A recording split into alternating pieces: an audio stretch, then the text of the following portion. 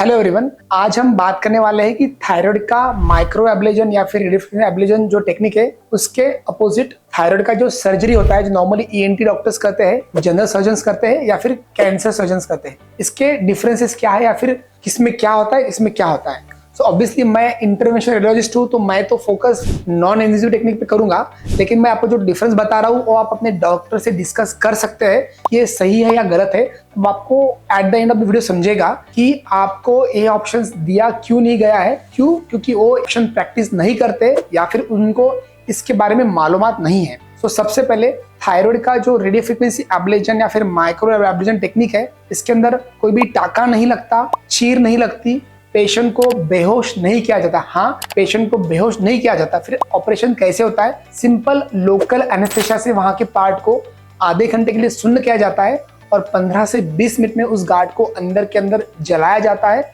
Micro ablation किया जाता है। इनफैक्ट अपोजिट देखा जाए तो सर्जरी में उसको जनरल एनेस्थेसिया लगता है। कुछ पेशेंट में इनफैक्ट उनको ट्यूब डाल के इंट्यूबेशन भी करना पड़ सकता है यदि उनकी थायराइड ग्रंथि बड़ी है, गार्ड बड़ी है और उनको जो उनका विंड पाइप है वो छोटा हो चुका है या फिर दब रहा है।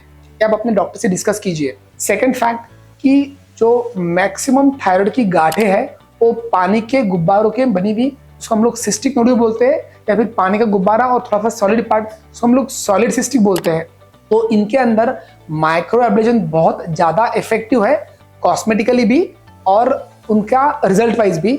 और इसके अपोजिट यदि आप इसके लिए सर्जरी करते हो तो उनको थायराइड की जो पानी का गुब्बारे की सादी गार्ड भी रही तो उसको गुब्बारे के गार्ड के साथ साथ, पानी की गार्ड के साथ साथ, खून की गार्ड के साथ साथ उनका आधा थायराइड का ग्लैंड, हाँ आधा जो नॉर्मल थायराइड प्रोड्यूस करने वाला ग्लैंड है, उनका ग्रंथि का पार्ट है, वो भी निकाला जाता है। क्योंकि सर्जरी में स्पेसिफिकली एग्जैक्टली जो नोड्यूल पार्ट है या फिर जो गांठ का पार्ट निकाला नहीं जाता, उसके अंदर आधा थायराइड का ग्रंथि भी साथ में निकाला जाता है, जिसको हम लोग बोलते हैं हेमीथायरॉयडेक्टमी।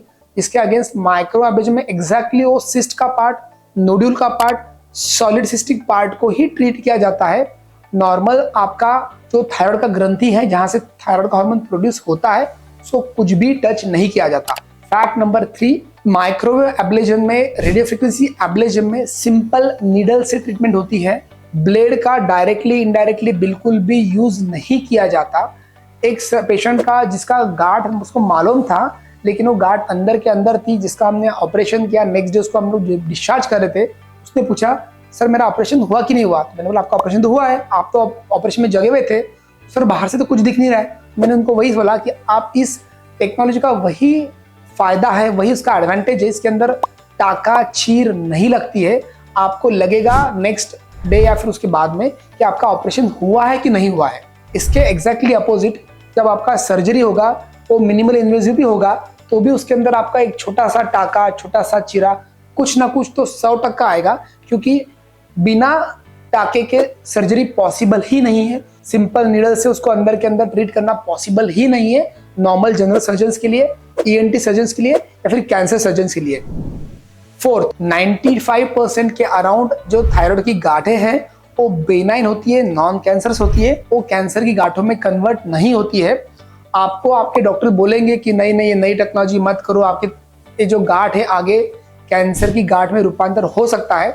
मैं आपको बता दूं कि ये यूएस एफडीए अप्रूव टेक्निक है, इसके अंदर टाका चीत नहीं लगता, तो मैं सब बताया ही है, लेकिन इसके लॉन्ग टर्म रिजल्ट भी अच्छे हैं।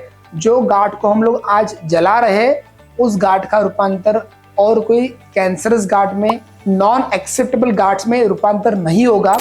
और फिलहाल ही हम लोग थायराइड के बारे में बात कर रहे हैं, लेकिन आज से पिछले 15 साल से पहले से जो लीवर की कैंसर की छोटी गांठें हैं 5 सेंटीमीटर तक की, उसके लिए सब तरफ और इनफैक्ट वेस्टर्न कंट्रीज में ज्यादा माइक्रोवेव एब्लेजन या फिर रेडियो फ्रिक्वेंसी एब्लेजन यूज किया जाता है, न कि सर्जरी किया जाता है। और वो कंप्लीटली क्यूरेटिव टेक्निक है, न कि पैलिएटिव।